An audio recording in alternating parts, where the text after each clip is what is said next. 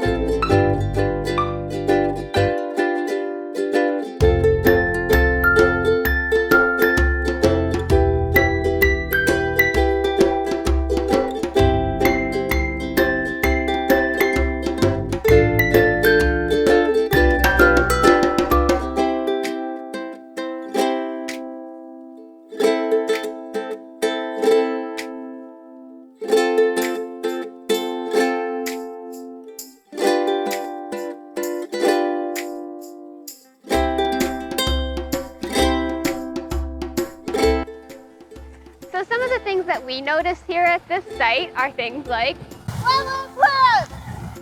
And wetland plants are a really great sign that this is a place where water is collecting. And really this area was designed that way so that all the water that's running downhill from the school is directed into this area. And what else, Allie? A storm drain! So we also can tell that stormwater is supposed to come into this area because there is a storm drain over here. And an overflow area for if we have a really big rainstorm and this area fills all the way up with water so that water can escape, go down into the drains and not flood the street behind it. What else we got, Allie? A trash can to collect litter! Have a trash can here, and we know that that's a really good sign that we have a lot of people that might be passing through this area. Allie had almost stepped in some pet waste earlier, so we know people are also walking their pets here, and having a trash can here is something that really helps to prevent litter and helps prevent things like that pet waste from getting into our water. So we've seen a lot of stormwater pollution at this site and different ways people are using the land here. So now it's time to figure out where we're heading to next. So we're going to pretend our orange ball here is a droplet of water so we can think like a raindrop and figure out where we need to head next.